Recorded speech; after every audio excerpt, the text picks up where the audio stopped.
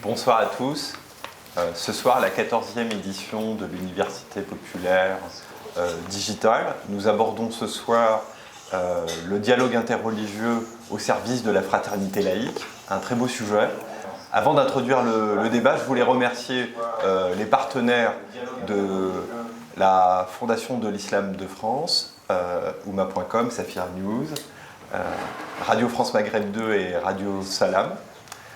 Je remercie évidemment la présence de Madame le rabbin Pauline Beb, le père Antoine Guggenheim, Raleb, notre président de la Fondation. Dans le contexte de la sécularisation, beaucoup de citoyens s'interrogent sur l'opportunité d'un dialogue interreligieux. À contrario de certaines idées reçues, certains citoyens considèrent: est-ce que le dialogue interreligieux revivifie? Est-il en opposition avec le principe de la laïcité? Et c'est pour ça que ce soir, parce que j'avais oublié évidemment d'introduire le président du Conseil français du culte musulman, parce que la question se pose particulièrement sur la question de la laïcité et de l'islam. Et d'ailleurs, on remercie Mohamed Moussaoui d'être là ce soir, parce que vous avez écrit une postface, un compendium relatif à l'histoire des relations entre musulmans et chrétiens. Donc la question de la laïcité, d'interroger aussi les autorités religieuses, leur voix, parce que ce sont des figures d'autorité dans l'espace public. Par exemple, sur les grands débats, sur la question migratoire, sur les débats de bioéthique, on sollicite la voix de ces autorités religieuses. Et aussi la question internationale, et j'en profite parce qu'on a récemment fêté l'anniversaire de l'encyclique Nostra Aetate, et je pense que le père Antoine Guggenheim pourra nous dire évidemment que le lancement a posteriori du Concile Vatican II a été un pionnier dans le dialogue interreligieux, judéo-chrétien, avant que le tiers, parce qu'on dit souvent que dans le dialogue interreligieux, il y a eu le judéo-christianisme, en tout cas pour la culture européenne, et que l'islam est venu aussi interférer dans ce débat. Et avec Raleb, on se disait qu'il y avait 4 grandes questions qui nous semblaient pertinentes. Le rôle et la place du dialogue interreligieux dans la République laïque, l'histoire et la pérennité du dialogue interreligieux. Un 3e point qui nous semblait aussi tout aussi important, qu'on abordera entre nous, qui est l'état de ce dialogue intra-religieux. Qu'est-ce qu'il en est, notamment dans le monde juif, Madame le rabbin, entre juifs libéraux et traditionnalistes, dans le monde chrétien, le débat entre catholiques, protestants et orthodoxes, et aussi, Raleb, dans le monde islamique, et Mohamed Moussaoui, entre les différents courants du sunnisme, entre les différentes écoles juridiques, et aussi entre sunnisme et chiisme. Et enfin, quid du dialogue entre les religions et les autres courants de pensée, parce que évidemment, dans le cadre du processus de sécularisation, les agnostiques et un courant athée est de plus en plus affirmé dans la société. Voilà. Et on se disait qu'on voulait faire un débat d'1 heure entre vous 4, et puis évidemment je serai modérateur, et ensuite qu'on puisse avoir l'occasion, avec les questions des internautes, d'échanger avec le public internaute. Pour commencer, mon père, si vous me permettez, c'est que sur le débat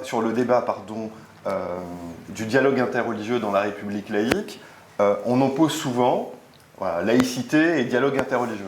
Alors qu'évidemment, nous sommes d'une tradition, on considère que le dialogue interreligieux participe et revivifie, on va dire, le concept de citoyenneté. Pourquoi cette idée est-elle si difficilement admise, on va dire, dans le débat public ? Merci beaucoup, merci d'organiser ce débat. Je pense que c'est le bon moment, et que ça soit une institution dédiée au rayonnement culturel de l'islam en France et en Europe qui l'organise. C'est juste formidable. Je suis heureux de me retrouver en présence d'amis et de personnes pour lesquelles j'ai une profonde estime, avec lesquelles j'ai déjà travaillé, que j'ai écouté quelquefois comme des maîtres. Je pense à M. Moussaoui en particulier, Raleb, Pauline, voilà. Et toi ou vous, je ne sais pas si on est comme sur les plateaux de télévision, il faut employer le vous. Alors, le dialogue interreligieux est pour les religions ce que la science des religions est pour l'université. Voilà. L'université française, depuis qu'elle s'est sécularisée, depuis que la Sorbonne n'est plus une faculté de théologie et de sciences de l'Église catholique, puisque c'est son histoire. Hein. C'est La faculté des arts de Paris. Voilà.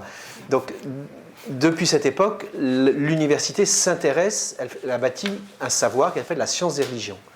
Le dialogue interreligieux est, pour les religions, la partie essentielle pour que ça ne soit pas que la raison neutre, épistémologiquement désintéressée, qui parle de ce que les religions ont en commun et de ce qui les distingue, mais que les religions elles-mêmes extériorisent la parole qu'elles ont construite à l'intérieur sur l'autre. Et grâce au dialogue, on n'en est plus dans chaque religion à penser uniquement à partir de la théologie qu'on s'est faite de l'autre. Voilà comment un chrétien qui n'a jamais rencontré de musulman pense l'islam, un chrétien qui n'a jamais rencontré de juif pense le judaïsme. Mais on apprend dans le dialogue, par empathie et par raison, à comprendre l'autre comme il se comprend. Et ça, c'est évidemment très précieux parce que les citoyens ne sont pas neutres. Les citoyens, ce n'est pas du jus de pomme, comme disait Nietzsche. Les citoyens, ils ont du goût. Alors, ça peut être plutôt du thé ou du vin, vin naturel ou vin encore plus naturel cachère, mais les citoyens ont du goût et cela s'enracine soit dans une pratique religieuse, soit dans une mémoire religieuse s'ils n'ont plus de pratique. Et donc, il est essentiel qu'existe dans un pays comme le nôtre, à côté de cette science des religions, qui est une chose très belle et très précieuse, un dialogue interreligieux où les religions s'efforcent de se connaître chacune elle-même en écoutant comment les autres l'aperçoivent et en faisant évoluer la manière aussi dont les autres se sont quelquefois simplifié la tâche pour des raisons apologétiques, pour des raisons de prosélytisme ou pour des raisons de peur. Le dialogue interreligieux part de l'amour et va vers l'amour. L'amour de l'autre et ensuite l'amour de soi comme en relation à l'autre. Deus est caritas. Dieu est amour, c'est une phrase qui est connue, bien sûr, comme étant accessible à toute intelligence qui voit que ce monde est créé et est créé généreusement. Chaque tradition insiste différemment sur cette phrase, mais oui, bien sûr, oui, elle se trouve dans le Nouveau Testament. Madame le rabbin, par rapport à ce que vient de dire le père Antoine Guggenheim sur sa vision du dialogue interreligieux. Je suis tout à fait d'accord, et même c'est une question qui me surprend parce que je me demande comment la République ne pourrait pas inviter un dialogue entre ces différents constituants. Que ce soit les croyants ou les non-croyants, que ce soit des diverses religions, et même tout à l'heure on parlera des différentes tendances, mais au fond, est-ce que la République, ce n'est pas précisément le lieu de neutralité pour que ce dialogue puisse avoir lieu dans un respect de chacun? Et je crois qu'on le voit dans l'histoire, la grande histoire, c'est que les sages, les philosophes, les personnes de religion ont toujours discuté, se sont toujours parlé.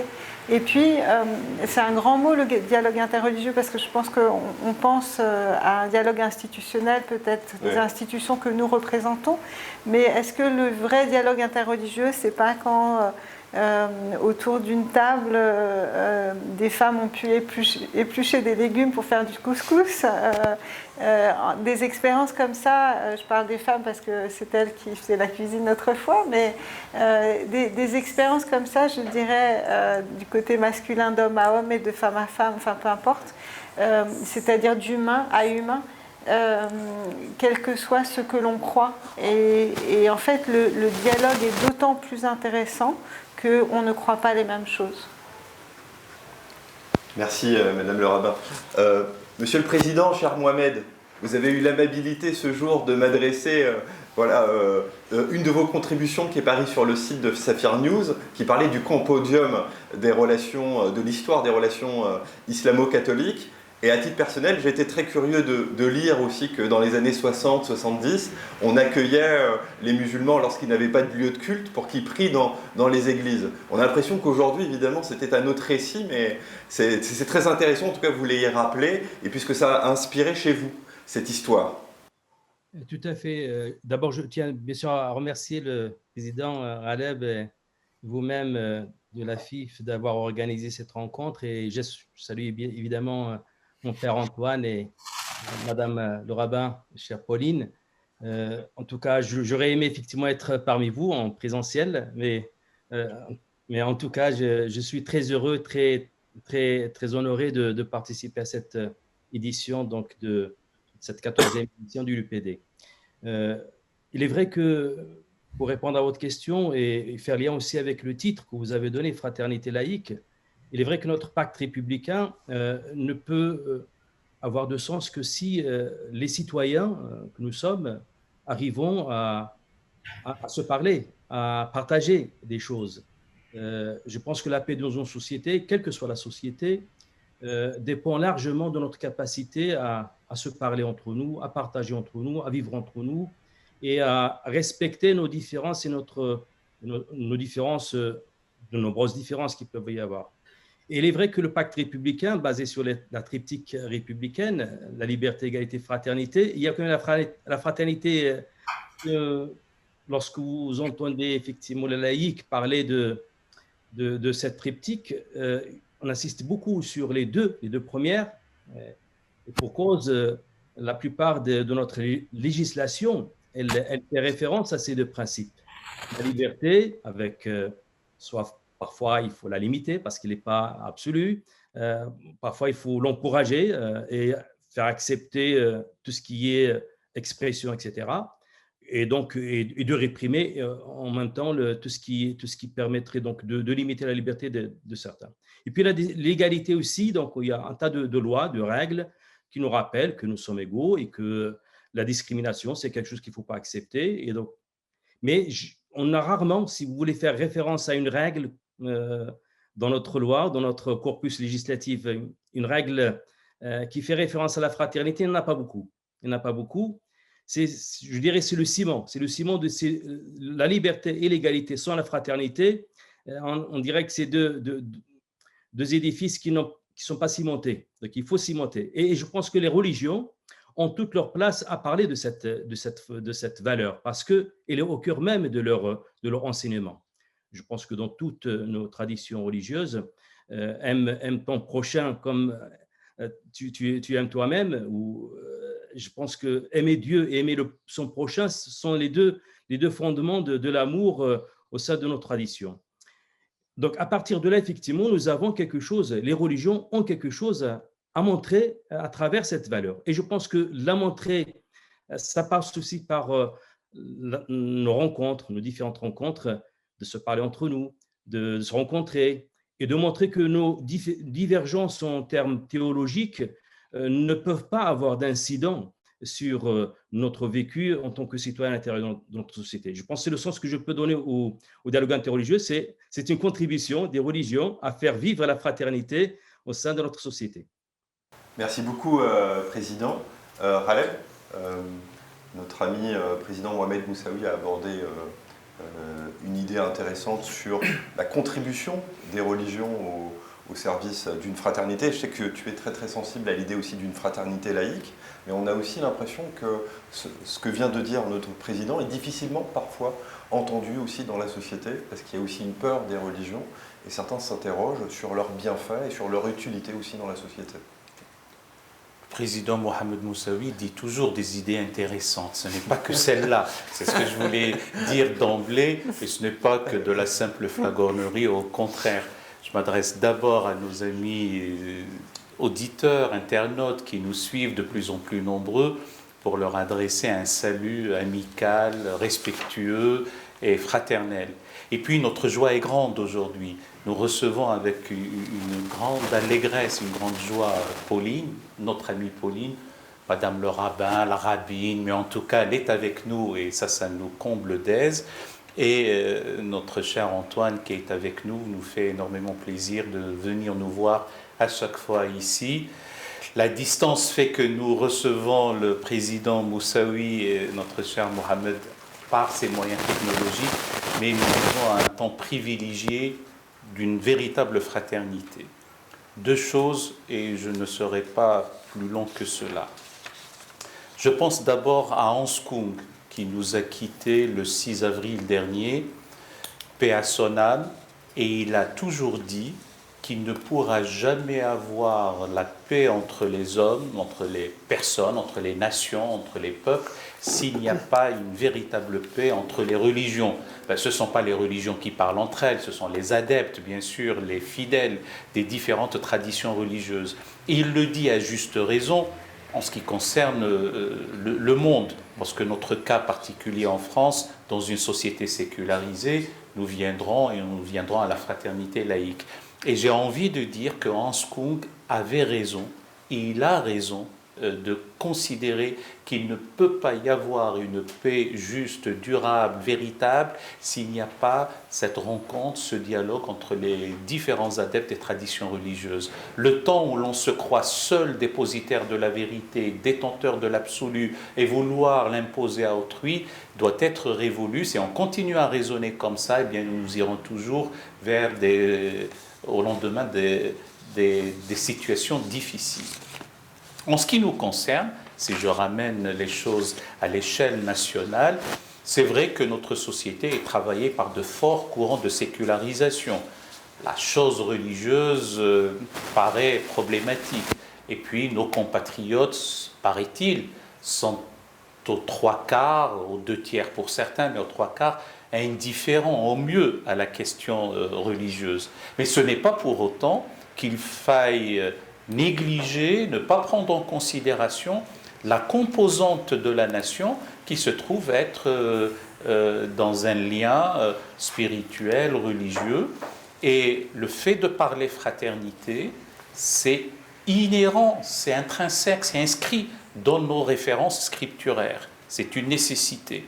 Et si on veut tenir compte aussi de la sensibilité de l'ensemble de nos compatriotes, on va leur dire que sous la voûte commune de la laïcité, le commandement d'amour, cité à l'instant par Antoine, et celui de fraternité, nous engage. Et pour répondre à ta question, je finirai avec celle-là, oui, je pense que les traditions religieuses ont des propositions, sont des forces de proposition sur les questions éthiques, sur les questions de lien social, sur les questions de solidarité, sur les questions de prise en compte de l'intérêt d'autrui, sur la cohésion nationale. Donc des enjeux sont cruciaux pour ce qui concerne le dialogue interreligieux, le dialogue au sein de la famille abrahamique judéo-islamo-chrétienne, mais on peut l'élargir aux adeptes d'autres traditions religieuses, etc.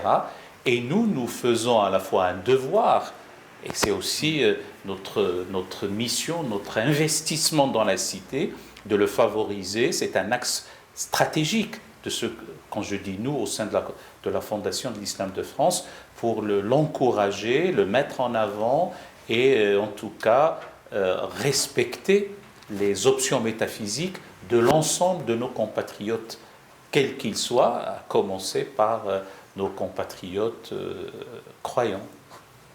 Merci Raleb. Madame le rabbin, par rapport à ce qu'a dit Raleb, on a souvenir aussi que Régis Debray avait écrit un livre sur le principe de fraternité, sur qu'est-ce que c'est que la fraternité. Il disait que c'était souvent dans la devise et dans le triptyque de la devise républicaine, celui qui était oublié. Parce qu'il dit « il se vit ». Et il rappelait qu'en 1914-18, il prenait l'exemple de l'histoire de France, et on mourait pour la patrie, et le catholicisme qui était, on va dire, enfoui dans la mémoire collective, permettait aux gens de transcender et de vivre en fait une expérience commune. On a connu aussi la résistance, qui est une grande épopée justement d'une idée de la fraternité, mais on a l'impression que dans les temps actuels, marqués par l'individualisme, qu'il nous manque aussi des grands récits collectifs communs, et comment les religions peuvent participer, réenchanter ce commun. Et on a l'impression que voilà, c'est les questions que nous interrogeons.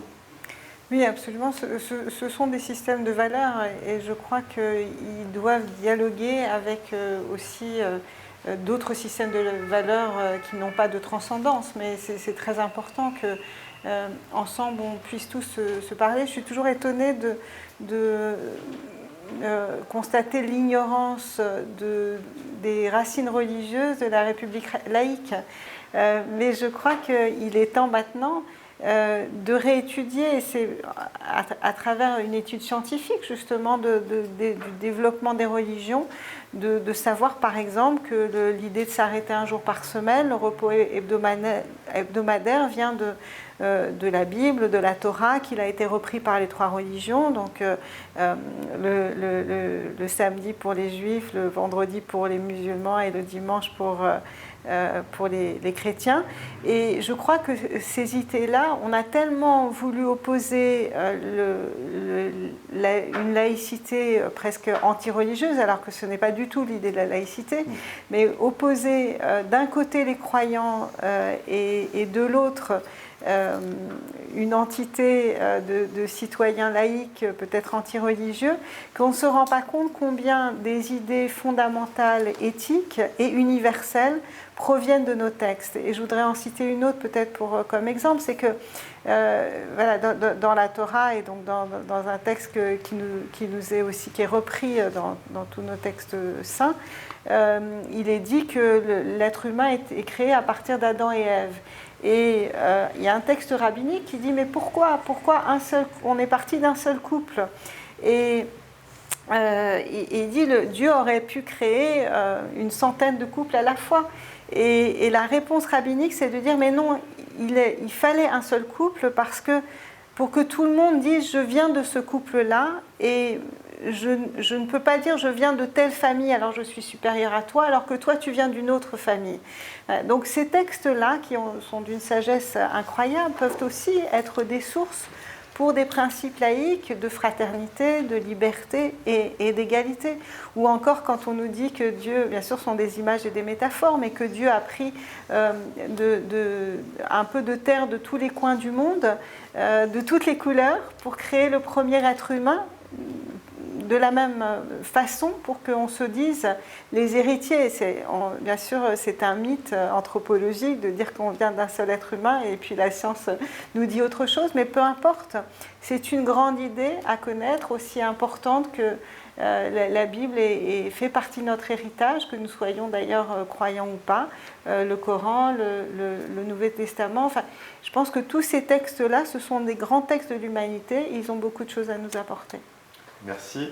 Et on voit très bien par rapport à ce que vient de dire Madame le rabbin, mon père, le lien aussi entre une éducation aux faits religieux et puis de comprendre aussi la place des religions. C'est-à-dire qu'il y a une analogie, en tout cas un lien de corrélation entre les deux. Oui, bien sûr. Sans connaissance minimale, c'est pas possible de percevoir l'importance. Pas simplement de dire ça m'intéresse ou pas la religion, mais de dire c'est un phénomène mondial, c'est un phénomène majoritaire dans le passé de l'histoire. C'est un phénomène qui s'est retiré de la conscience de populations gavées de biens matériels, bénéficiant d'une liberté dont on n'assume pas toujours la responsabilité. Et bien sûr qu'il faut savoir ce que c'est qu'une religion et avoir des mots pour le dire. À la limite, les hommes et les femmes de religion ne s'y retrouveront pas forcément. Déjà, le fait de nous appeler chacun une religion, on ne sera pas forcément tous d'accord. Voilà. Mais ça n'est pas grave. Il faut il y a une responsabilité de la République de former des citoyens dans un monde qui n'est pas un monde dominéral, comment dirais-je, purifié par la chimie. On est tous fruits d'une histoire, et c'est cette histoire-là qui compte. Et c'est à tel point vrai que bien sûr qu'il y a peu de lois, d'ailleurs peut-être parce que la fraternité n'est pas une catégorie juridique, mais quand même la loi la plus universelle que l'humanité s'est donnée après la Deuxième Guerre mondiale, donc la Déclaration universelle des droits de l'homme, son premier article, c'est de dire les hommes et les femmes naissent libres et égaux par naissance, ce qui n'était pas du tout le cas dans les cultures de l'Ancien Régime, où on naissait inégaux. Et ils ont tous le devoir de se comporter de manière fraternelle. Le devoir de se comporter de manière fraternelle appartient au premier article de la Déclaration universelle des droits de l'homme.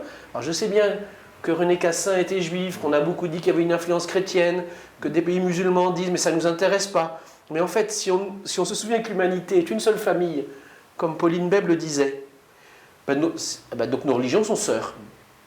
Et si elles sont sœurs, ça doit être un peu des chrétiens et des juifs qui l'ont écrit, c'est forcément pas loin de l'islam. Voilà. Donc cette déclaration qui met la fraternité comme le premier devoir juridique au monde, pour tout individu qui naît, elle est extrêmement impressionnante. Comme fondement, alors là, purement, voilà, c'est une loi, ou c'est même une déclaration, c'est-à-dire que c'est même pas une loi, c'est-à-dire on le reconnaît. On reconnaît qu'il en est ainsi. Alors, ça me permet de faire une bonne transition grâce à vous. Merci, j'en suis très content. Antoine. À Mohamed, avant d'arriver à Raleb. Président, vous avez évoqué dans le papier que vous avez eu l'amabilité de nous adresser ce jour, la figure du cardinal Torrent, et qui a été pour vous, en tout cas, une figure pionnière aussi dans le dialogue islamo-catholique et le rôle qu'il a joué au sein, je ne voudrais pas me tromper, du Conseil pontifical pour le dialogue religieux. Et j'aurais bien aimé avoir votre retour, avant aussi de donner la parole à Raleb, sur cette grande figure historique du monde religieux catholique français, et qui a joué un rôle fondamental au sein de la papauté et de la curie romaine. Il est vrai que souvent on dit que c'était l'héritier de Jean-Paul II sur le dialogue interreligieux, celui qui a, je dirais, fructifié l'œuvre de sa sainteté Jean-Paul II. Et moi j'ai eu le souvenir évidemment de Jean-Paul II est arrivé au Maroc en 85 dans un stade où il y avait pratiquement 100 000 jeunes. Et j'étais à l'époque, une année pratiquement avant que j'arrive en France. Oui. J'ai écouté avec beaucoup vraiment avec beaucoup de surprise en fait le discours de Jean-Paul II.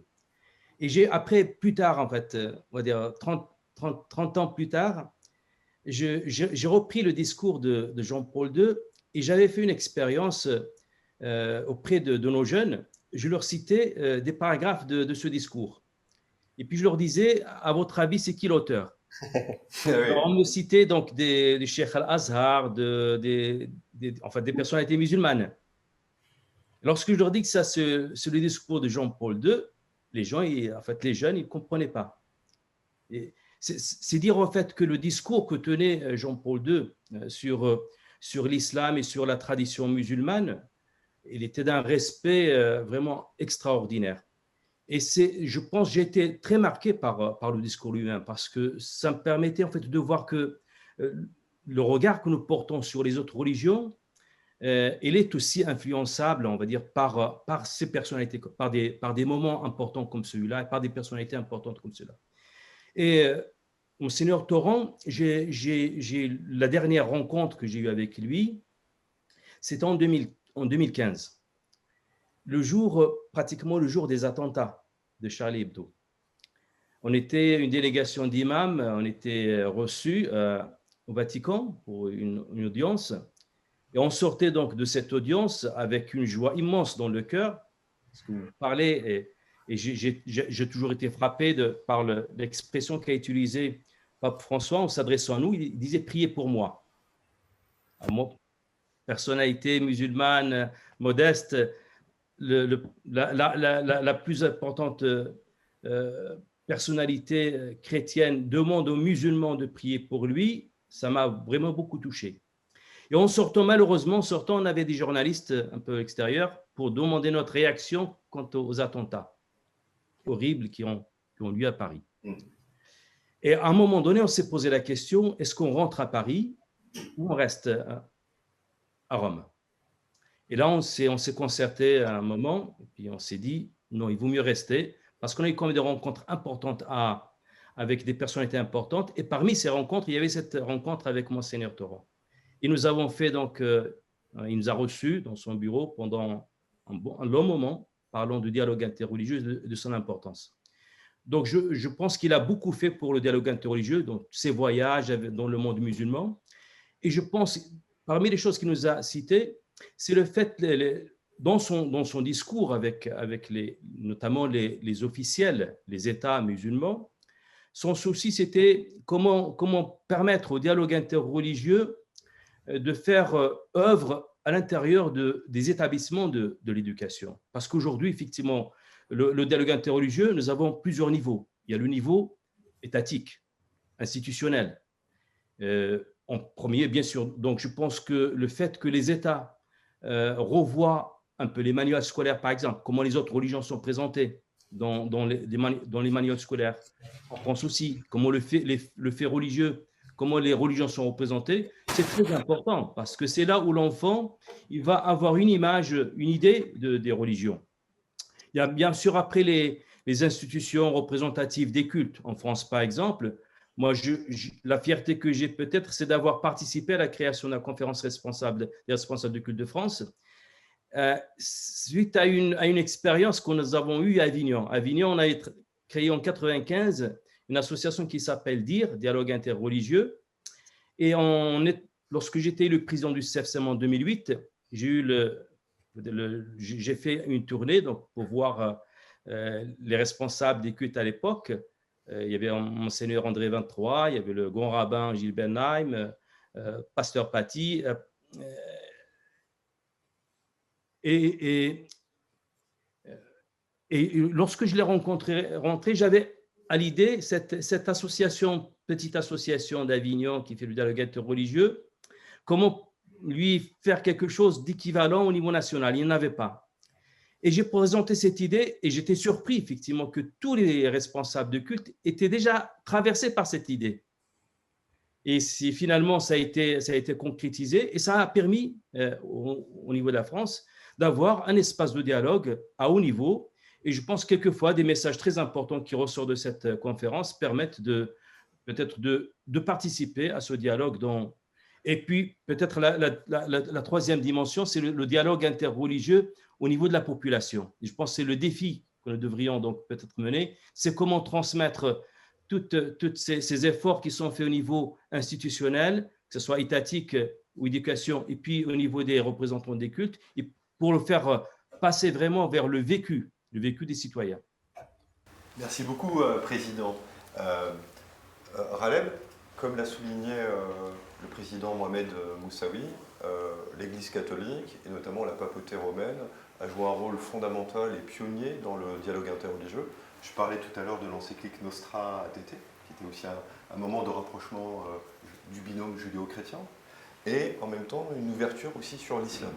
Et récemment, pour corroborer les propos du président, les récents voyages du pape François, notamment la déclaration commune avec le Shir d'El-Azhar, et le voyage récent du pape François aussi en Irak, historique, et la rencontre avec l'ayatollah Ali Sistani. Et Raleb, c'était d'avoir ton regard sur la vision aussi de la papauté romaine depuis le Concile Vatican II, sur cette ouverture aux religions dites non chrétiennes, pour reprendre l'expression de l'encyclique.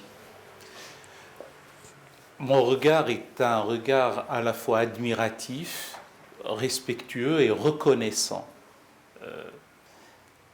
C'est vrai que d'aucuns disent, oui, mais de tout temps, quand il y avait les hommes de bonne volonté, étaient dans une relation de dialogue. Certains, parmi les historiographes musulmans, disent, oui, mais nous n'avons pas attendu le XXe siècle. Les chrétiens de la ville septentrionale de Najran, en Arabie, étaient déjà en dialogue avec le prophète de l'islam. Et puis, je reprends à mon compte la phrase de José Eisenberg, il n'est plus de ce monde, pour me contredire, infirmer ou confirmer ce que je vais dire. Mais il a dit, oui, mais les Juifs ont été heureux en contexte islamique, sauf exception. Je ne rajoute pas l'autre phrase parce que ce n'est pas aujourd'hui que je la dirai. Et donc, d'aucuns disent, même dans les années 50, il y a certes la rencontre de Jules Isaac et du pape Jean XXIII, et que du côté du binôme islamo-chrétien, il y avait l'œuvre de Massignon. Mais nous sommes reconnaissants, nous tous, d'abord au Concile Vatican II, et puis l'impulsion qui a été donnée par les différents papes successifs. Alors tu as cité le pape François. Je tiens à dire à nos amis internautes que ce ne sont pas que des paroles en l'air. Je le pense fondamentalement et nous le pensons fondamentalement. C'est un pape que nous aimons. Il fait un énorme travail considérable au service de l'homme et au service de cette fraternité. Et donc, son récent voyage en Irak, cette terre de Mésopotamie, était une rencontre extraordinaire. Et c'est la première fois qu'il rencontre aussi une sommité chiite. Et nous attendons, même les répercussions d'un tel voyage pour que les rencontres entre sunnites et chiites, dont l'antagonisme virulent est conjoncturel, n'a pas été aussi véhément que cela à travers l'histoire, il faudrait le rappeler, et l'institution qu'est Al-Azhar était fondée par des chiites, donc il devient le haut lieu du sunnisme. Ce sont des choses qu'il faudrait aussi reconnaître dans l'histoire. Donc voilà, c'est une reconnaissance et c'est aussi quelque chose d'inspirant pour les autres traditions religieuses et pour les hommes et les femmes de bonne volonté. Merci Alep. Mon père, je me souviens d'un papier paru dans la revue Commentaire de Monseigneur Lustiger qui célébrait et qui voulait commémorer à sa manière l'encyclique Nostra Aetate. Puis tout le monde connaît l'histoire un peu du cardinal Lustiger et puis le lien entre judéité et la catholicité romaine. Oui. Alors, donc juste en termes de déclaration, en fait c'est une déclaration plus qu'une encyclique, parce qu'elle est issue du concile et pas d'un pape. Mais c'est juste un détail, mais pour que les plus savants d'entre les auditeurs ne vous fassent pas après un mail dans votre boîte qui doit être bien chargé.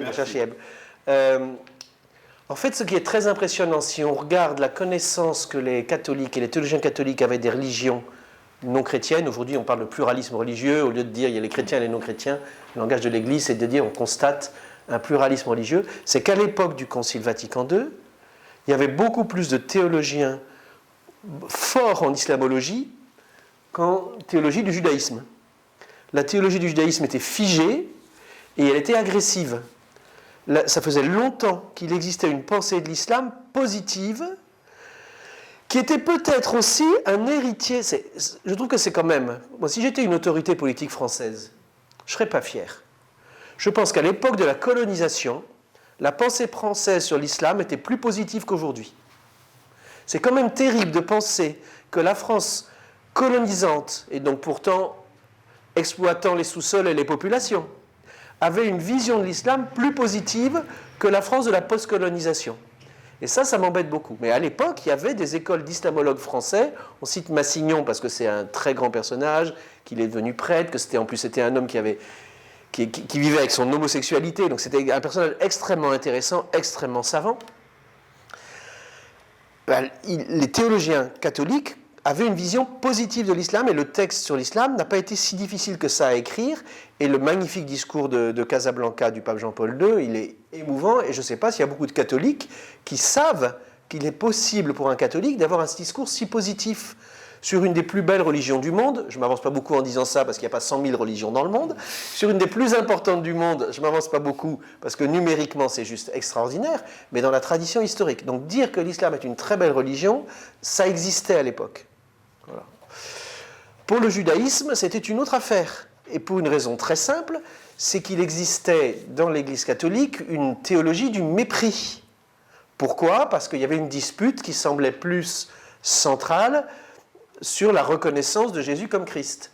Et au lieu de dire, ça fait bien partie de la manière d'être de Jésus, de n'imposer à personne de le reconnaître comme ceci ou comme cela, les catholiques avaient bâti une théologie de la vindicte, de l'agressivité, allant jusqu'au mépris, et jusqu'à la persécution. Pas de tous les juifs, mais des juifs qui étaient devenus chrétiens, puis en fait qui ne l'étaient pas vraiment, on les brûlait physiquement. Ça a commencé en Espagne au XIIIe et XIVe siècle. Donc le Concile a fait une œuvre extrêmement... Je pense que le mot c'est courageux. Voilà, parce que quand une institution religieuse dit... Elle ne le dit pas aussi franchement, mais en fait il suffit de voir l'impact depuis... Nous sommes trompés et nous avons besoin de nous convertir, non pas de convertir les autres, mais de nous convertir à Dieu, dont nous avons fait pour une part une idole, à qui nous avons sacrifié des gens, des cultures et des peuples. C'est du courage institutionnel, parce que dès qu'une institution dit qu'elle a fait des fautes, c'est tout l'édifice qui doit se réexaminer. Voilà. Donc de fait, cette déclaration est une... Et quand on regarde, parce que quand on travaille les textes de près, on regarde les notes de bas de page, ce sur quoi une autorité religieuse s'appuie. Il y en a zéro. Seulement l'Évangile. Parce qu'il n'y a rien eu dans la tradition qui permettait de dire sur le judaïsme ce que l'Église a pu dire à ce moment-là. Il n'y avait rien dans la tradition, sauf, finalement, une authenticité profonde que l'Église catholique n'a pas inventée toute seule, qui est un fruit, il faut le dire, de la sécularisation. Donc oui, la République peut faire du bien aux religions. Pas au sens qu'elle va vider les églises parce que les gens vont devenir critiques, ça c'est une conséquence possible qu'il faut admettre. Si notre but c'est de remplir les mosquées, les synagogues et les églises, ok, bétonnons, bâtissons des murs, disons que nous sommes parfaits. Mais est-ce que c'est ça l'idéal que nous demandent nos prophètes? Mais si ce que nous demandent nos prophètes c'est une quête de vérité, alors prenons ces risques-là. Justement, par rapport à cette quête de vérité, Madame le rabbin, comment aussi dans le dialogue interreligieux on pense la question des vérités? Oui, c'est une question fondamentale et je pense que la critique scientifique est salutaire aussi pour tous nos lieux de culte. Je pense que, évidemment, le dialogue interreligieux provoque une réflexion éclairée. C'est-à-dire qu'on va faire des comparaisons entre ce que l'on croit, entre nos textes, entre nos croyances. Et ça, c'est quelque chose de formidable. Dans la tradition juive, la diversité de pensée existe depuis, je dirais, les origines presque. On voit Hillel et Shammai, donc deux maîtres du 1er siècle de notre ère, qui se chamaillaient tout le temps, donc c'est l'origine du mot. Et en fait, le Talmud est construit comme ça, avec des couples rabbiniques qui ne font que se disputer. Et bon, tout le monde connaît la plaisanterie de ces deux personnes qui vont voir le rabbin et qui sont des adversaires. Et puis donc il y a le premier qui raconte son histoire et le rabbin écoute attentivement et il lui dit tu as raison. Puis l'adversaire vient et il fait sa déclaration, son témoignage de ce qui s'est passé, qui est l'inverse de ce qu'a dit le premier, et le rabbin dit oui, tu as raison, et là-dessus la femme du rabbin qui écoute tout cela vient voir son mari et lui dit mais tu peux pas dire que l'un et l'autre ont raison, et le rabbin dit ben, toi aussi tu as raison. Donc ça c'est l'humour juif sur la diversité. Oui. On va parler tout à l'heure de la diversité interne, mais oui. La diversité externe, elle est très importante parce que finalement, la difficulté du dialogue interreligieux, c'est que se confrontent déjà des pensées de l'intime et qu'on n'est pas dans une démarche de conviction de l'autre. Alors, je crois que c'est important de dire qu'il y a deux tabous de ce dialogue interreligieux. Le premier tabou, c'est le prosélytisme, et le deuxième, c'est le syncrétisme. Et le prosélytisme, c'est essayer de dire moi j'ai raison, toi tu as tort. Très récemment, au programme Emouna, où toutes les religions se rencontrent à Sciences Po, il y a un imam qui est venu de manière très, très fraîche, et pour présenter sa religion à un groupe interreligieux, il a dit normalement je devrais vous dire que ma religion est prosélyte, mais là je pense que je ne peux pas le faire. Donc, voilà. Et c'était magnifique parce que c'était sa prise de conscience que là où il y a une diversité, on ne peut pas venir à coup de vérité en disant j'ai raison et tu as tort. Et je vais te convaincre et je vais te convertir. Donc ça c'est la première difficulté. Et puis l'autre difficulté, c'est aussi le syncrétisme, c'est-à-dire de dire que tout le monde est pareil, que finalement on est les mêmes, que rien ne nous oppose. Et là aussi c'est un danger, parce que finalement le dialogue interreligieux il est intéressant dans la mesure où nous reconnaissons nos différences. Nous disons que nous ne sommes pas tous les mêmes. Certes nous avons tu aimeras ton prochain comme toi-même, mais ce qui est difficile c'est de l'aimer, pas malgré sa différence mais grâce à sa différence. Et ça, ça secoue. Avant de venir ici, j'étais au collège du Bernardin pour donner un cours sur le judaïsme. Et chaque année, à des chrétiens donc, qui découvrent le judaïsme, et ça c'est la suite de toutes ces déclarations dont vous avez parlé. Et je sais que c'est difficile pour des chrétiens d'entendre une parole juive qui, par exemple, ne va pas considérer que Jésus est le Fils de Dieu. Et c'est difficile. C'est difficile parce que, mais comment est-ce possible de penser autrement. Et c'est un exercice finalement d'humilité, de savoir qu'il ne s'agit pas de convaincre, et il s'agit peut-être quand on admire une œuvre d'art, de dire c'est beau, mais c'est différent de moi. Merci pour ces mots si généreux, Madame le rabbin. Monsieur le Président, par rapport à ce que vient de dire Pauline Bull, comment vous réagissez sur en fait, la critique un peu lancinante qu'on a à l'encontre du dialogue interreligieux, pour dire qu'il est un peu mièvre, il y a des discours iréniques qui sortiraient pour dire on est tous pour la paix, et que très peu de choses au final nous distinguent. Comment vous vous positionnez par rapport à cela?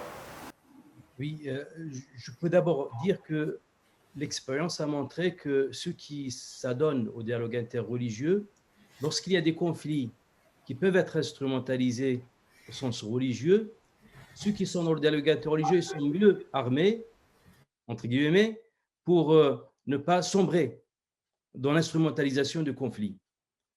Ça, c'est une expérience, vous pouvez autour de... Parce qu'il y a des liens forts qui se sont tissés, et donc ils regardent avec beaucoup de recul les conflits qui peuvent être conjoncturels. Et puis au contraire, ceux qui ne sont pas dans le dialogue interreligieux, et en fait, ils vont renforcer les arguments et l'instrumentalisation de religieux dans des conflits, en disant, vous voyez, finalement, vous perdez votre temps, les autres, ils ont des idées très, très, très fermes, et là, vous êtes en train de dialoguer, en fait, vous faites un discours de, effectivement, syncrétisme qui ne mène à rien. Et je partage parfaitement ce que dit Pauline à l'instant, où je pense que c'est important effectivement de bien clarifier lorsqu'on dialogue. On arrive évidemment avec des convictions, et nous proposons ces convictions, nous les partageons.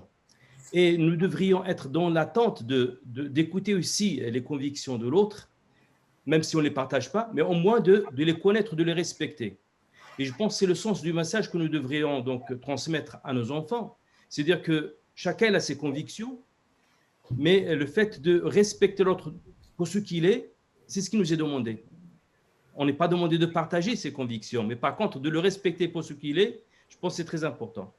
Et c'est le message, je pense, du dialogue interreligieux, finalement, c'est de dire que, d'ailleurs, je reprends une des phrases de Jean-Paul II dans son discours, après avoir présenté, effectivement, son regard sur l'islam et sur le regard positif et les points communs entre le christianisme et l'islam, à la fin, complètement vers la fin, il consacre un paragraphe. La loyauté exige aussi que je vous parle de nos différences.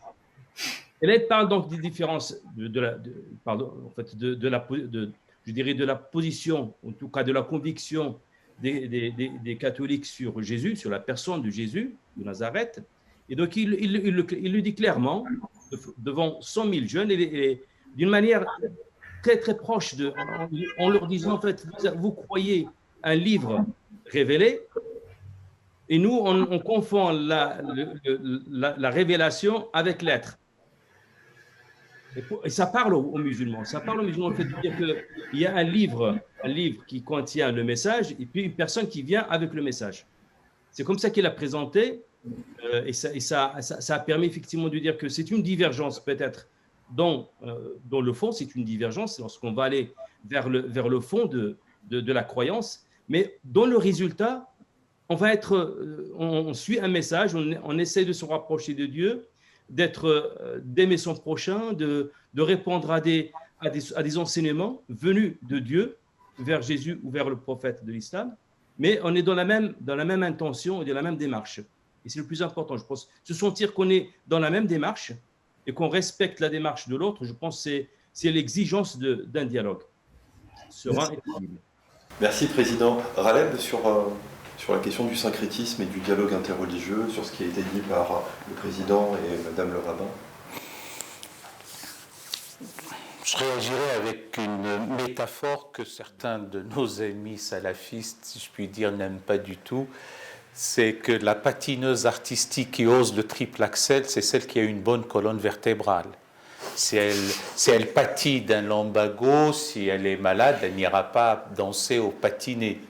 Donc, avant d'entrer dans une relation, et le dialogue interreligieux implique la philosophie même de la relation et de l'altérité. Il faut aussi s'enraciner, comprendre sa propre tradition. Et pas par chauvinisme, pas par ardeur chauvine, parce qu'on l'a hérité des parents, mais certains disent que c'est la langue maternelle du sacré, ça donne du sens. Donc on la connaît, on s'enracine, on la comprend, on l'étudie, on l'interroge, et on est rasséréné. Et ça pousse à aller comprendre autrui, en le respectant aussi dans sa profondeur, dans sa foi. Et pour le judaïsme, et j'ai toujours dit que à mes propres corréligionnaires, ayez parmi vous des sémitisants, des biblistes, des judaïsants. Pareil pour les pères de l'Église, pour la patristique, pour la christologie, il faut qu'il y ait cette curiosité ouverte. Et donc c'est important. Certains, c'est vrai, je ne voudrais jeter l'anathème contre quiconque, à un moment donné, et notamment après la proclamation fatidique de la mort de Dieu ou de sa simple éclipse, et du temps où les routes de Katmandou ne désemplissaient pas, on cherchait à avoir le prix unique du tout spirituel, dans lequel on va s'approvisionner un peu de soufisme, un peu de Zohar, selon la Kabbale lourianique ou autre, ou des ikasmes byzantins, où on fait Zazan, et on se fabrique sa propre tradition religieuse. Je ne suis pas sûr que ce soit cela, mais je ne dis pas que j'ai nécessairement raison. Une spiritualité vivante, élévatrice, et de ce point de vue-là, le syncrétisme, le relativisme, l'irénisme béat, parce que l'irénisme c'est quelque chose de bien, on cherche la paix bien entendu, ne règle pas les différents déesses à la fin, mais même les différentes options de friction, etc. Donc un dialogue loyal, exigeant d'abord vis-à-vis de soi, avant tout, ouvert, respectueux, objectif, et avec une volonté commune, c'est d'asseoir les fondations communes d'une vie apaisée, paisible, solidaire et fraternelle pour tous. Merci Raleb. Notre débat avance parce qu'il est déjà bientôt 8 heures, mais juste une question avant de prendre les questions des internautes, et peut-être chacun d'entre vous, si vous pouvez faire une réponse très brève sur le dialogue aussi intra-confessionnel, parce que c'est celui qui, j'ai l'impression qu'on aborde peu. Et si mesdames le rabbin ne m'en voulez pas, si je commence par vous aussi sur la question des libéraux et des traditionalistes, est-ce qu'on arrive aussi à débattre à l'intérieur de sa propre obédience religieuse ? Alors c'est souvent le plus difficile. C'est le plus difficile. Je pense que dans l'expression tu aimeras ton prochain comme toi-même, le proche, c'est le plus difficile à aimer, et on le voit chez Caïn et Abel au fond. Caïn tue son frère, et les plus graves disputes c'est probablement entre deux personnes qui se ressemblent, parce que c'est facile d'aimer son lointain. Parce qu'il est loin. Mais son proche, c'est plus difficile. Alors, c'est plus difficile, et pourtant on peut le faire de la même manière qu'on le fait dans le dialogue interreligieux. Et parfois, c'est le dialogue interreligieux qui favorise le dialogue intrareligieux.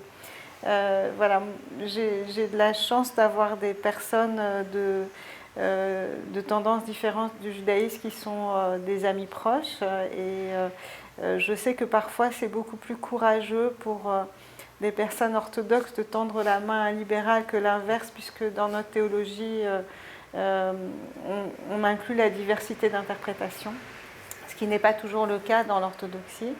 Mais je crois que là aussi ça avance, et parfois grâce à la démarche scientifique, parce que déjà entre les libéraux, les conservateurs et les orthodoxes modernes, on partage une vision historique du judaïsme qui évolue, Donc on est capable de prendre des distances, même si on n'a pas tous les mêmes pratiques. Mais par rapport à des personnes qui frisent le fondamentalisme ou la lecture littérale, on a les mêmes problèmes, mais peut-être qu'ils soient juifs ou qu'ils soient d'une autre religion. Et mon père, que ce soit entre les catholiques libéraux et puis ceux qui sont plus traditionnalistes, mais entre catholiques et protestants et aussi orthodoxes. Donc il y a donc de fait, c'est difficile, comme le disait Pauline. Je pense que le chemin qu'elle indique, c'est-à-dire la rencontre interreligieuse, permet de poser des questions qui en interne sont difficiles. Par exemple, on avait monté un séminaire et Pauline nous avait accueillis pour une des séances dans sa synagogue, qui était aussi en lien, ce séminaire, avec l'école pratique des hautes études, sur femmes et ministère de la parole dans les monothéismes. Et la parole, on n'était pas qu'entre catholiques ou entre protestants, il y avait des musulmans, il y avait des juifs, la parole était plus libre que quand on se regarde le nombril. Donc c'est sûr que le dialogue inter pour poser des questions intra, c'est très efficace. La deuxième chose, je pense, c'est de se rappeler des dangers du mot communauté. Et on l'éprouve quand on est en intra. Le mot communauté insiste, nous avons quelque chose en commun. Alors qu'en fait, nous avons tous été appelés, même dans une seule religion, pour nos différences, à cause de nos différences. Et donc, la différence est le principe même de notre être ensemble. Ce n'est pas des clones, ce n'est pas seulement les diverses communautés que Dieu veut, mais dans chacune, il veut des personnes diverses pour que la communauté s'ouvre et apprenne en interne l'ouverture extérieure à elle-même. Monsieur le Président, et puis avant que Ralem dise un mot sur le sujet, au sein de l'islam, on sait qu'il y a différentes écoles juridiques dans la tradition sunnite, et évidemment, un débat est revenu souvent de manière lancinante dans le débat public sur la querelle théologique sunnite-chiite. Et on a vu récemment l'autorité des Lazars rencontrer l'autorité religieuse chiite majoritaire Ali Sistani. Comment ce débat a-t-il lieu en fait dans la tradition islamique ? Il est vrai que sunnisme et chiisme se rencontraient assez régulièrement, comme le disait Ralem tout à l'heure. Et c'est vrai que les conflits géopolitiques a été, pour l'essentiel, une raison de ces coupures, en fait. Avant, lorsqu'il n'y avait pas des problèmes géopolitiques, notamment dans le Moyen-Orient, avec des pays qui veulent avoir le leadership sur la région. Vraiment, on est dans une situation conflictuelle politique, purement politique, mais qui instrumentalise la religion. Il est vrai qu'avant, les grands savants musulmans se rencontraient. On a beaucoup de rencontres dans les hawzat de chiites avec les sunnites et inversement. Il y a eu beaucoup de conférences, de rencontres internationales. Et malheureusement, je dirais le politique, lorsqu'il s'émissait dans ce dialogue, il a créé des contraintes qui en sont aujourd'hui leur impact sur ce dialogue. L'espoir, effectivement, c'est que, je dirais, et c'est là peut-être où les religions doivent se débarrasser, si j'ose dire, de l'instrumentalisation politique qui leur permettrait effectivement de retrouver leur vraie essence de la rencontre et de dialogue. Et il est vrai aussi que au sein de l'islam, il y a quand même des courants qui instrumentalisent la religion à des fins politiques et ils veulent asseoir leur pouvoir à travers la religion. Et cela, c'est un poison pour l'islam et pour les musulmans. Et ceux-là eux-mêmes qui veulent s'accaparer du pouvoir au sein de l'islam, ils l'étendent en fait une forme de haine à l'égard des autres, tous les autres, qu'ils soient musulmans qui ne partagent pas leurs idées ou d'autres qui ont d'autres religions. Et je pense que ces mouvements-là, on n'a pas d'autre choix que d'essayer de déconstruire leur propagande et leur idéologie. Et je pense que dialoguer avec eux, ça peut avoir un sens, mais en réalité, il faut pas perdre de vue que notre objectif, évidemment, c'est que ces idéologies qui n'ont pas de respect pour l'altérité, ceux-là, je pense qu'on n'a pas d'autre choix que de les combattre, évidemment par les idées, pas forcément par les normes, plutôt par des idées, et de ramener de ramener en tout cas leurs adeptes vers les sources, les vraies sources, les textes et leur signification juste et véridique, en tout cas partagée par l'immense majorité des musulmans de France, ou du monde entier d'ailleurs. Merci Président pour vos mots forts. Raleb, sur la question du débat intra-islamique, sur comment tu vois ce débat, est-ce qu'il a lieu, pourquoi il est difficile, et comme l'a dit le Président, est-ce qu'il est aggravé aussi par les enjeux profanes, géopolitiques, qui masquent un peu les questions théologiques? À ce stade, je tiens à souligner un point, j'allais dire, d'ordre inégal, j'aurais pu commencer par ça. La voix islamique ou la sensibilité de l'islam est représentée ce soir par Cheikh Mohamed Moussaoui. Et je ne vois pas pourquoi, quand il s'agit du judaïsme ou du christianisme dans sa version catholique, on a une voix, et quand il s'agit de l'islam, nous parlons tous les deux. Ça paraît pas équitable. Mais il se trouve... Tu es notre hôte, c'est pour ça. Tout simplement, c'est une institution qui vous accueille et qui organise cela, et votre serviteur donne son avis en répondant aux questions de Shihab. Et donc je souscris tout à fait, et ce que je le dis sous le contrôle de Cheikh Mohammed, parce qu'il est aussi une autorité religieuse et c'est un imam. Maintenant, c'est vrai qu'il y a, comme le dit si bien notre ami Ismaïl, divinisé pour mieux régner, donc on se prévaut du divin, de Dieu, pour faire passer toutes les envies de pouvoir, et aussi malheureusement de fanatisme. Dans cette maison, nous disons que les idées fanatiques sont comme des clous, plus on tape dessus, plus ça rentre. Donc nous essayons de trouver des stratégies à la fois de contournement, de pédagogie, d'autres manières d'agir, et qu'une spiritualité vivante, c'est celle qui laisse place au détachement. Et la nature humaine, je ne vais pas trop philosopher là-dessus, est telle que lorsqu'il s'agit des questions métaphysiques, des questions religieuses, ça devient insupportable qu'autrui parle autrement de ce à quoi je crois, et a fortiori quand c'est la famille proche. Et donc les heurts les plus emportés sont au sein des familles. Dans un même village, ceux qui habitent de l'autre côté de la rivière sont des autres infréquentables. Et là, un énorme travail sur soi qui consiste à dilater son cœur, afin d'accueillir toutes les créatures, ne pas domestiquer, politiser, idéologiser, manipuler les questions religieuses qu'on mobilise pour d'autres fins que spirituelles. Merci Raleb. C'est le temps de prendre aussi les questions des internautes. Alors, je ne voudrais pas du tout distribuer les questions, donc n'hésitez pas aussi si vous souhaitez répondre pour être le plus fidèle déjà d'une part à vos paroles et puis à celles et les questions de nos auditeurs. Aïssa, donc je vais essayer d'être le plus fidèle aussi aux propos, en tout cas aux questions des internautes pour ne pas les travestir. Aïssa pose la question suivante: le dialogue interreligieux est un travail intellectuel. Comment aussi le détacher de la question du politique? Alors, je dirais à Aïssa ceci, on l'a évoqué tout à l'heure. Le dialogue interreligieux est aussi d'abord un dialogue de la vie. Plus il y a de fêtes religieuses différentes dans un pays, plus c'est joyeux. Surtout si on s'invite les uns les autres à nos fêtes. Si on partage, et je sais que les musulmans sont loin d'être les derniers à le faire, apporter aux voisins ce qu'ils ont préparé. Donc oui, il y a le niveau des intellectuels.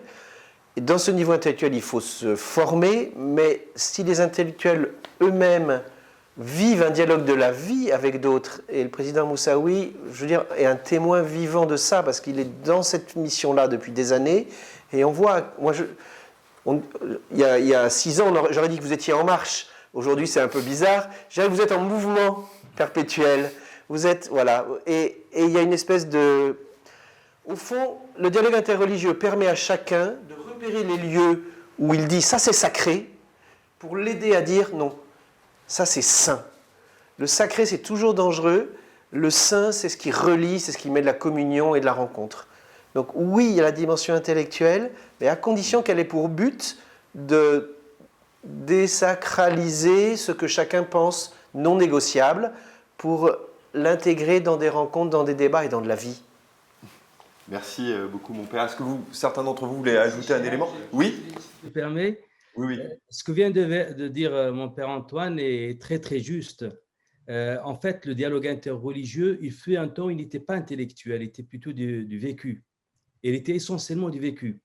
Mon père, lorsqu'il me parle de comment il vivait avec les Juifs, il vivait dans une cité, Figuig, une petite ville du sud du Maroc, du sud-est, et il y avait une communauté juive importante dans cette petite ville, et il a grandi avec les Juifs. Et un jour, je lui ai posé la question, je lui ai dit, dans vos relations, comment vous vous sentez? Et la phrase qui revenait dans on était presque une même famille. Et je lui ai posé une deuxième question. Est-ce que les imams vous parlaient des relations entre juifs et musulmans? Mais on n'entend même pas parler. Ce n'était pas un sujet. Tellement les gens vivaient ensemble, il m'a dit que ce n'était pas un sujet pour nous. Il m'a dit, jamais on vous a dit que c'est différent. Il m'a dit, ce n'était pas un sujet. Nous, on vivait ensemble, c'était tout à fait naturel pour nous. Je pense que si on arrive effectivement à ce stade de voir en fait les gens parler dans le vécu, où il n'y a pas des théologiens, ce n'est pas les théologiens qui vont parler, les simples citoyens, ils vont vivre ensemble. Et on va dire donc le dialogue interreligieux intellectuel, il va être entre des théologiens qui vont parler peut-être des convictions, mais pour les citoyens, c'est plus ce qui va apparaître dans leur vécu, c'est comment ils vivent, ils se rendent visite dans les fêtes, en considérant que c'est une fête pour les autres. Ils vont partager des bonnes choses et je pense que cette dimension-là, si on arrive vraiment à l'instiller dans notre société, on aurait fait un bon chemin sur le dialogue interreligieux. Président, merci. J'en profite aussi, sans vous faire de publicité, mais que vous avez publié aussi une tribune dans l'opinion sur la question du dialogue judéo-islamique, et ça me permet aussi de faire une transition et qui est très bien. Qui est très bien. Mais pardon, Raleb, je n'ai pas souligné ce qualificatif, cet adjectif. On a la question de Leïla qui pose la question suivante. Que peuvent les voix des grandes autorités religieuses dans la tragédie proche-orientale? Et en fait, elle pense aussi insidieusement comment cette terre du sacré peut-elle aussi tolérer autant de conflits. Raleb, peut-être un mot. Partir de l'essentiel et de ce qui est fondamental. D'abord, le conflit n'est pas un conflit religieux. Il s'est drapé par la suite dans la confessionnalité, comme on dit. Il est essentiellement un conflit politique et de territoire. Deuxièmement, nous qui sommes attachés essentiellement à nos références scripturaires, à l'enseignement d'amour, de bonté, de miséricorde, disons que la solidarité n'est pas une solidarité d'instinct conditionnée par l'appartenance confessionnelle ou ethnique. Elle va de pair avec le droit, la justice et puis le règlement amiable. Troisièmement, nous devons aussi, quand il y a la prise de parole publique, être dans la mesure, ce n'est pas la retenue à la manière de l'Union européenne qui ne règle rien, mais être dans une prise de position responsable. Et la responsabilité des croyants, des hommes et des femmes de foi, n'est pas d'en rajouter, être dans l'émotion, etc. Et ce qui est fondamental, c'est qu'une vie humaine est une vie humaine. Que c'est dans le Talmud, c'est dans le patrimoine juif, c'est le verset coranique 32 de la sourate 5, celui qui fait périr une vie humaine, il a tué l'humanité tout entière, et celui qui sauve une vie humaine, il a sauvé l'humanité tout entière. Et puis, tout faire pour ne pas laisser place au ressentiment, à la rancœur, à la haine, etc. C'est facile de le dire depuis Paris, c'est vrai. C'est vrai. Combien avons-nous reçu ici même, de pression, voire d'insultes, d'inimitié, pour parler et dire « Ah, mais vous mettez sur le même pied agresseur et agressé, oppresseur et opprimé ». Eh bien, nous continuons à dire que dans cette affaire, toute prise de parole publique doit aller dans le sens de l'apaisement. Le reste, ce que les uns et les autres perçoivent sous le coup de l'émotion, doit être canalisé, doit être absorbé. Donc, voilà. Merci pour ces mots, C'était à Leïla, il faut le dire, donc à Leïla. Vous voulez peut-être ajouter quelque chose? Il y a finalement peu de personnes qui savent en réalité ce qui se passe sur le terrain. Et puis malheureusement, l'information est un outil de guerre. Et l'information veut aussi, comme je disais tout à l'heure, on veut monter les personnes, les religions les unes contre les autres parce que ça fait vendre aussi des médias et qu'on parle très peu des mains qui se tendent et des choses qui se font au-delà des différences et des étiquettes. Et on devrait beaucoup plus parler de ça. En tout cas, sachez que nous sommes très soucieux de défendre une certaine idée de la nuance, en tout cas au sein de la Fondation, et je pense que les éditions de l'Université populaire digitale y contribuent. J'en suis sûre. On a une question d'Éric sur ne pas oublier aussi, on l'avait un peu évoqué en introduction, sur les courants de pensée, parce que on appelle cela les courants convictionnels, sur la place aussi des athées, des agnostiques aussi dans ce dialogue interreligieux. Serait-il pas judicieux évidemment de les intégrer? On a aussi une question de Karim sur le dialogue interreligieux n'a-t-il pas vocation à lutter aussi contre les préjugés? Donc ça rejoint aussi Madame Le Rabbin, ce que vous disiez. Et on a une question aussi d'Olivier. À quoi sert le dialogue interreligieux dans un mouvement profond de sécularisation? J'ai envie de dire ceci. De fait, le dialogue interreligieux apaisé, le dialogue de la vie, n'a pas attendu l'athéisme pour exister, c'est juste l'élan spontané du cœur. Les religions considérant comme institution qu'elles peuvent déléguer des personnes pour discuter librement, sans prosélytisme et sans syncrétisme, ça je pense que c'est une invention de la modernité et donc d'une certaine neutralité religieuse des institutions publiques. Et donc, dans le dialogue interreligieux intellectuel, la présence du pôle de la neutralité scientifique me semble toujours nécessaire. Pas comme une conviction que cette personne soit à la limite, est une religion, ça m'est égal, et que soit présent toujours celui qui est garant qu'on interrogera chacun un peu au-delà de ses convictions, au niveau de sa capacité d'être rationnel, d'être respectueux d'une recherche de vérité désintéressée. Ça me semble très très important. Après, je ne pense pas qu'il faille baptiser l'athéisme de religion. Ni Dieu ni maître, c'est une certaine proclamation qu'il faut respecter comme telle. Et quelquefois, je me demande si l'agressivité de ceux qui sont formés dans des lieux comme Sciences Po ou l'ENA, qui sont très ignorants de la structure intime d'un être religieux, très ignorants. Si la agressivité envers des religions, c'est qu'ils imaginaient que ça serait assez facile de nous arracher ça du cœur, et qu'ils voient que ça ne s'arrache pas, et qu'ils ne comprennent pas pourquoi. Donc, en fait, quand on a une religion, qu'on en hérite et qu'on la pratique, c'est à une profondeur intime telle que si cette religion dévie, on devient un être très déviant. Et si cette religion construit, on devient un être très constructeur. Et donc, c'est pas vrai que l'athéisme ou la franc-maçonnerie créent ce genre d'adhésion. Et c'est un problème, c'est vrai. Cette adhésion est problématique, parce qu'elle ne s'enracine pas dans une étude rationnelle, mais dans un attachement affectif. Voilà. Et si on ne reconnaît pas que c'est légitime d'avoir cet attachement affectif, eh bien on est juste en train de dire les religions forment des moins bons citoyens, ou c'est des citoyens de seconde zone. Et là, c'est impossible, il n'y a plus de pays. Et donc on est vraiment devant reconnaître la spécificité des religions. Un exemple excellent, c'était le traitement des morts pendant le premier confinement. On est allé contre toutes les recommandations de toutes les religions, qui sont de considérer qu'un mort, on a des devoirs envers lui. On en a fait de la viande. Peut-être il y avait des contraintes médicales, des contraintes de santé, on était surpris, on ne savait plus, mais à Rungis, les corps, c'est non. Et là, les religions seules peuvent le dire, parce qu'il y a une espèce de... Mais si on n'a plus le sens du fait qu'il existe du sacré à transformer toujours en saint, et c'est ça le travail des religions, qui sont toutes archaïques, c'est vrai, qui sont toutes vieilles, c'est vrai, Mais notre travail, c'est de transformer de l'archaïque en contemporain.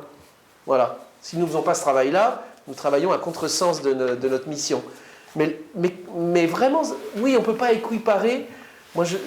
Le dialogue interconvictionnel, c'est essentiel. La science neutre, c'est essentiel. On en a besoin pour être des hommes de foi. Mais arrêtons de dire que les religions, c'est comme la philosophie. Non. Il y a des rites. Il n'y a pas que de l'éthique. Il y a des rites. Et ces rites, on ne les invente pas. On les vit. Je dirais, mon père, que les rites sont évidemment consubstantiels aux religions, mais je vois aussi que, Monsieur le Président, vous souhaitez réagir ? Oui, il est vrai que la question posée, en fait, pourquoi un dialogue interreligieux dans un contexte de sécularisation, je pense que l'un des fondements de certains qui veulent aller vers une sécularisation très, très agressive parfois, c'est de dire que les religions sont source de conflits.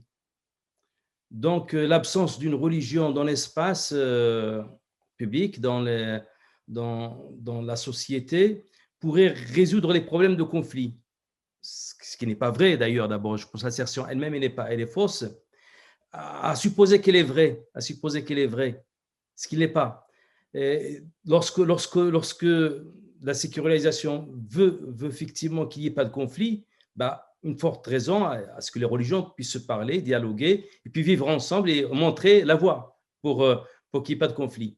Donc, je pense que le fait que les religions se parlent, c'est une preuve supplémentaire pour ceux qui sont pour une sécularisation, qui tentent d'effacer la religion dans l'espace, que leur fondement premier, de dire que les religions peuvent créer des tensions au sein d'une société, je pense un dialogue intelligent qui permet de montrer qu'on peut vivre ensemble harmonieusement, quelles que soient nos convictions religieuses ou nos convictions philosophiques. Je pense que c'est une preuve supplémentaire et ça serait même un encouragement vers le dialogue. Merci, Président. Hélène pose la question suivante, Raleb. Est-ce qu'il ne faudrait pas une instance pour pérenniser en fait, ce dialogue interreligieux ? Voilà, c'est une question. On a Mohamed El Khatebi qui pose la question suivante. Est-ce qu'au final, la voie spirituelle n'est-elle pas celle qui est propice au dialogue interreligieux ? S'il m'incombe de répondre, et encore une fois, ce n'est pas de la fausse modestie, je ne suis pas nécessairement celui qui est le mieux habilité à y dire quelque chose. Oui, il y a des instances. D'ailleurs, c'est même paradoxal. Jamais dans notre pays il y a eu des confrontations d'idées, des propos véhéments, ce que nous appelons comme étant le défouloir ou le magma de tous les défouloirs de la haine, l'agressivité dans les réseaux sociaux et des prises de parole inconséquentes. Et en même temps et simultanément, il y a aussi une volonté de découverte, de vouloir comprendre autrui, les associations de dialogue interreligieux, la Conférence mondiale des religions pour la paix avec tous les GIP, groupes interreligieux pour la paix, la Fraternité d'Abraham, c'est une institution vénérable, bien entendu, artisans de paix, les dialogues bilatéraux, l'amitié judéo-chrétienne, l'amitié judéo-musulmane, le GAIC, le groupe d'amitié islamo-chrétien, etc. Ce sont des instances qui existent et à mon avis, qu'il faut encourager, aider, etc. Ça c'est clair.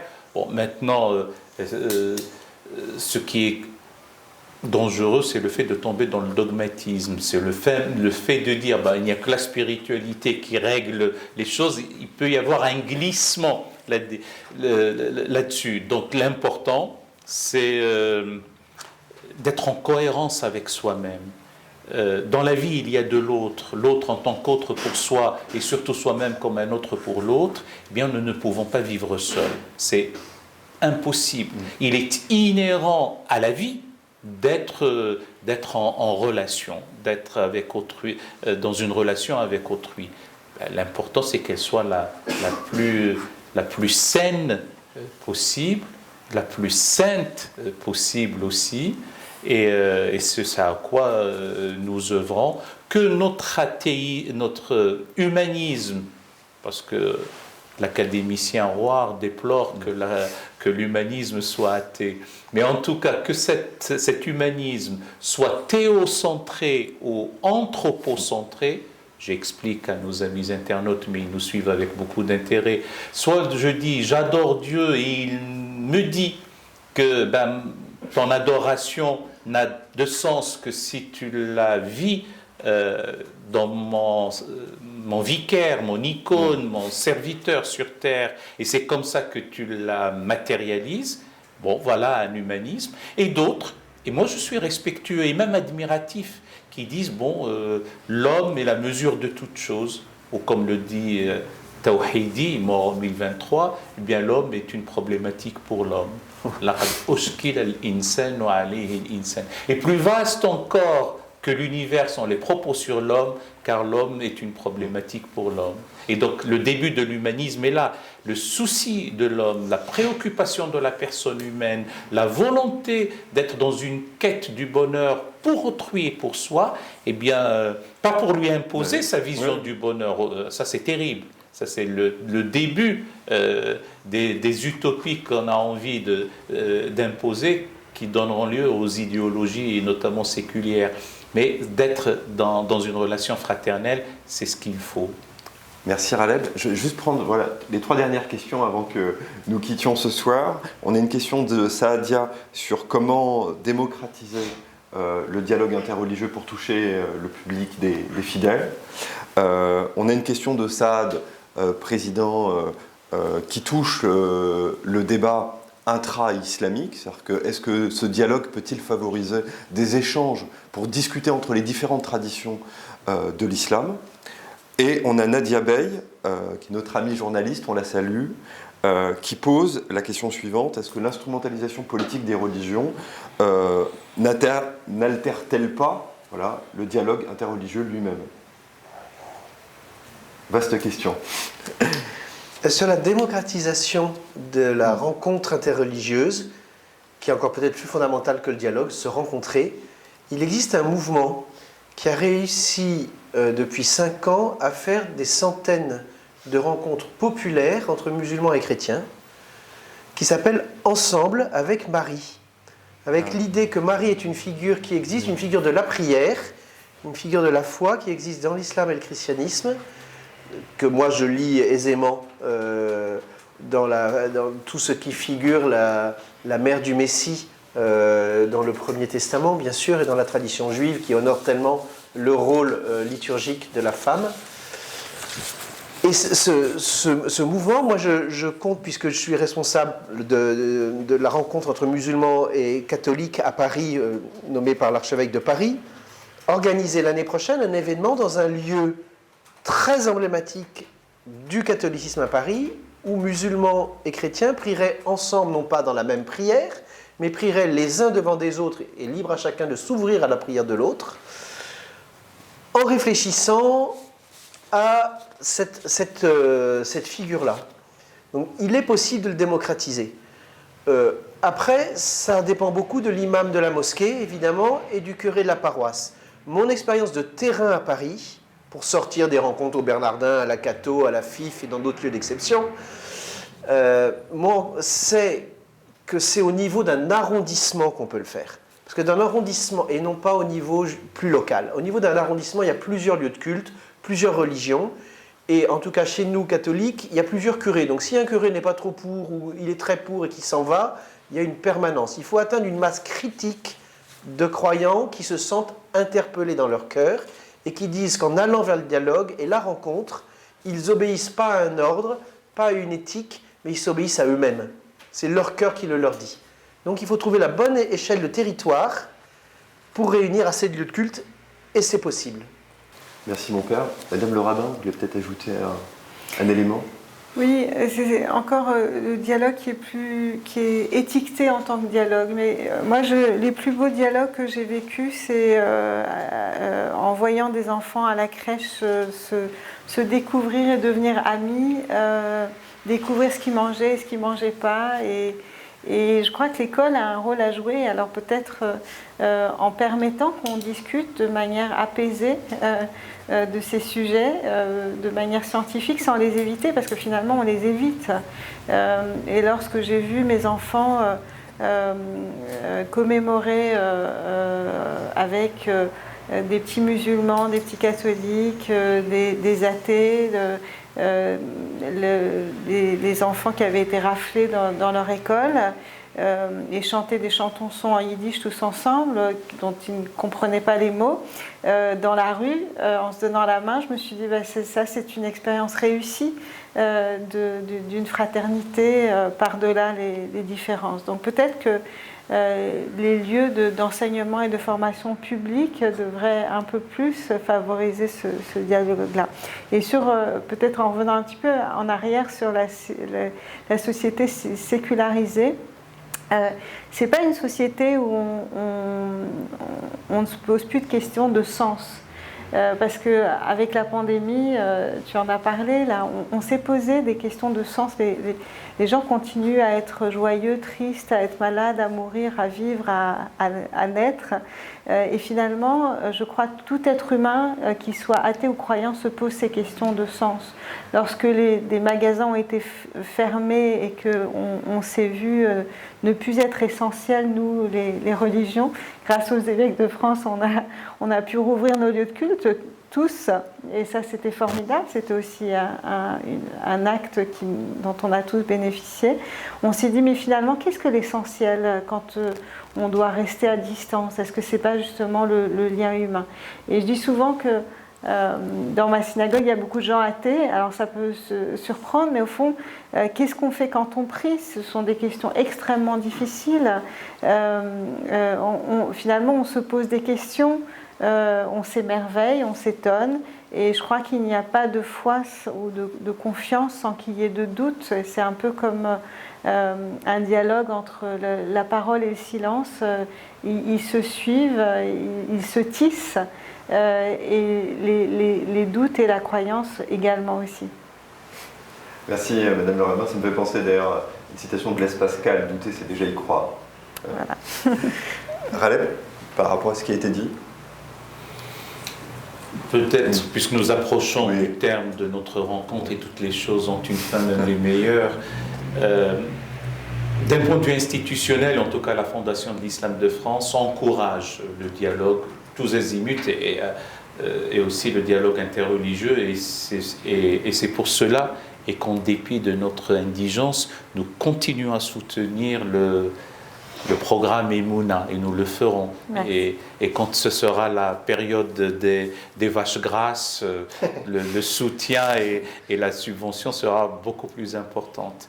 Et d'une manière générale, je voudrais dire que, sans être dans les professionnels, les protagonistes du dialogue interreligieux, et attention aux choses qui s'institutionnalisent, mais il faudrait dire que cet univers des rencontres interreligieuses, et pas uniquement dans la famille abrahamique, judéo-islamo-chrétienne, d'ailleurs je pense à nos frères Bahaïs et à d'autres, c'est que cet univers paraît stratifié.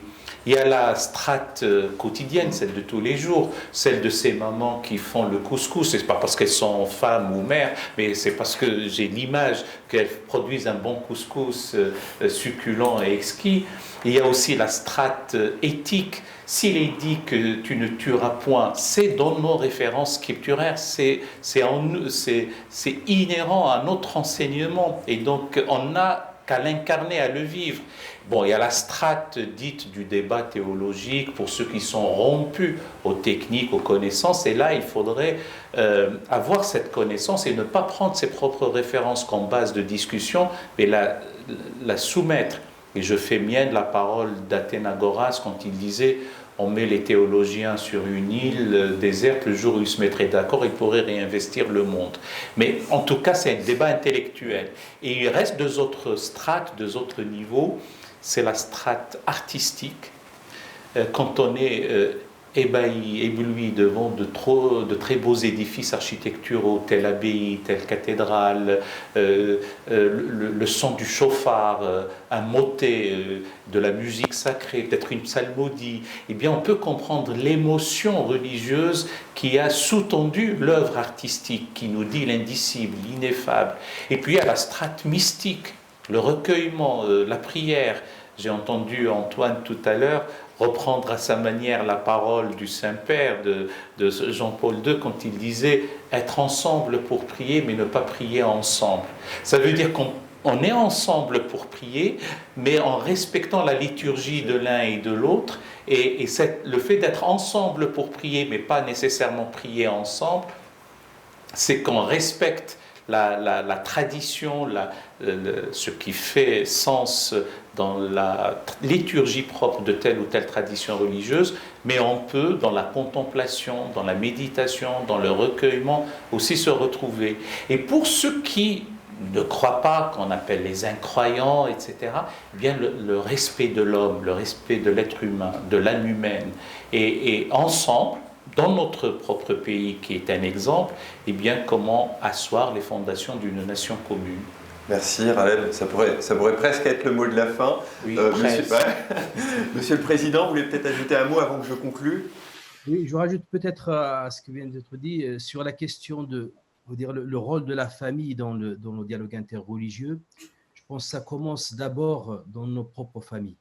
Évoquer les convictions des autres et les choix convictionnels des autres, notre famille avec respect, c'est le début, parce que c'est là où l'enfant prend une idée des autres. Puis après la famille, c'est l'école. L'éducation à l'altérité. Après c'est l'école. Et je pense que sur ce point-là, il faut effectivement l'enseignement sur le fait religieux aille plus loin que le simple, étude un peu sociologique, même pas parfois historique, avec des événements. On met beaucoup d'accent sur les événements conflictuels, alors qu'il y a d'autres moments beaucoup plus importants de coopération intelligente entre les religions qui est pratiquement effacé des manuels scolaires. Je pense que c'est important de les remettre et de mettre, non pas nier les périodes conflictuelles, mais les poser dans leur dimension, pas surdimensionner. On a l'impression qu'il y a d'un côté, alors que les conflits représentent très peu de temps. Et puis, je pense qu'il faut aussi une formation des enseignants. Une formation des enseignants qui participent à l'enseignement du fait religieux, qui accompagnent les élèves pour comprendre mieux la place des religions. Ils ont besoin d'être formés parce que souvent, malheureusement, leur formation pour devenir maître ou pour devenir enseignant ne met pas beaucoup de place à cette formation-là. Merci beaucoup, Président. Je pense qu'on aurait pu rester très très longtemps ce soir parce qu'il y a une multiplicité de questions qu'on n'a sans doute pas abordées. Moi, je voulais, à titre personnel et avec le Président, vous remercier tous chaleureusement, le Président du Conseil français du culte musulman, Madame Pauline Bay, merci à vous. Rabbin, et Merci. mon père Antoine Guggenheim pour votre participation ce soir. Et je pense que ça nous a permis d'avoir une idée de ce qu'est la fraternité et la culture universelle à travers la question du dialogue interreligieux.